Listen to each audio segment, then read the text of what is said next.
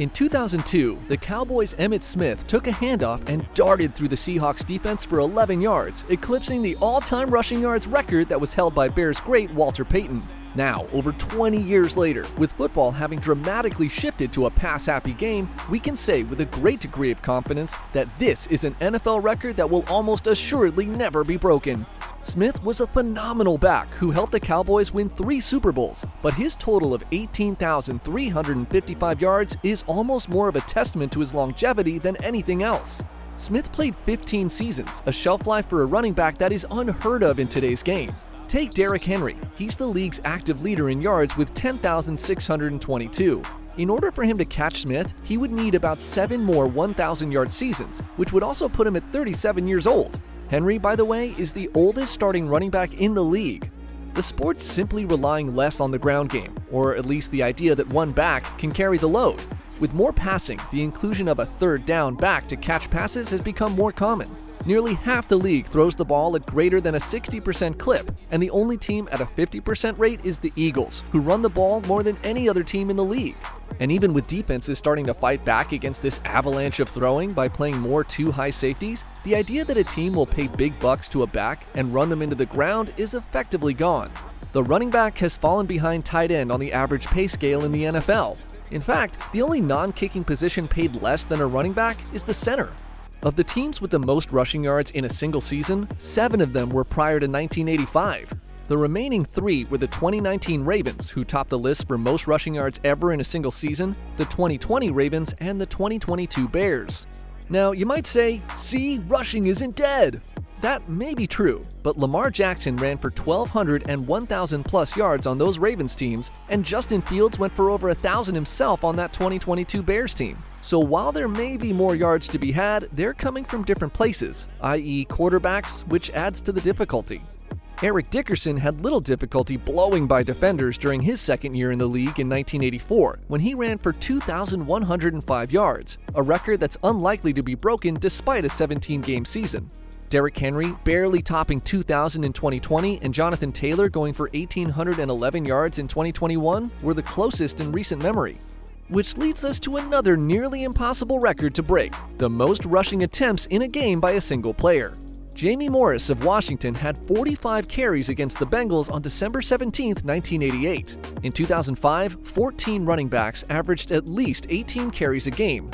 20 years later, that number dipped to 3. In fact, if we think of Henry as truly the last of a dying breed, even he fails to reach that number, averaging 17 carries per game for his career. In the history of the league, a back has gone over 300 carries in a season 231 times, but only 13 of those occurred since 2015, with Zeke Elliott and the aforementioned Henry accounting for 5 of those. If you needed even more evidence of the decline in the run game, of the last 5 Super Bowl champions, none of them finished higher than 19th in rush yards. Speaking of bell cow backs, LaDainian Tomlinson was one of the best to ever do it, and he has a record that will also, most likely, never be topped. In 2006, the MVP of the league would score 31 times, rushing for 1,815 yards and 28 TDs on the ground and catching 56 passes for 508 yards and 3 more scores. It added up to a comical 2,323 yards from scrimmage, and most likely won a record number of fantasy leagues. In all his greatness, he posted just 8 1,000-yard seasons, proving that longevity is the biggest hurdle for running backs trying to chase down records. If you wanted to chase down Devin Hester, good luck. The most dynamic kick returner in history also holds a record that will never be topped. Hester ran back a total of 20 kicks and punts in his career, a feat that gave special teams coaches nightmares. He even returned the opening kick in the 2006 Super Bowl. In an age where safety has taken priority on kickoffs, someone better start taking a lot of punts to the house because this record doesn't appear to be in any jeopardy. How about a team record? When the league added the Tampa Bay franchise in 1976, the creamsicle jerseys were a vibe, but looking good definitely didn't mean playing good. In their inaugural season, the Bucs lost all 14 games, then followed it with an 0-12 start to the 77 campaign. They finally ended the streak on December 11, 1977 by beating New Orleans 33-14. They were met by a crowd of fans when they landed back in Tampa, a level of dedication you just don't see today. The Jags lost 20 straight games during parts of the 2020 and 2021 seasons, and the Lions lost 19 straight, including an 0-16 year in 2007. The Browns also had the only other 0-16 season on record in 2017. But given the parity in the league, it's hard to imagine a team ever surpassing 26 straight losses. On to a quarterback record that will never be touched. Brett Favre starting 297 consecutive regular season games, a streak that began in the pre-internet generation of 1992 and took him all the way to 2010, the year Instagram was born. The gunslinger mentality allowed him to play through a variety of injuries and even an untoward sexting scandal, one that could have never happened in 1992.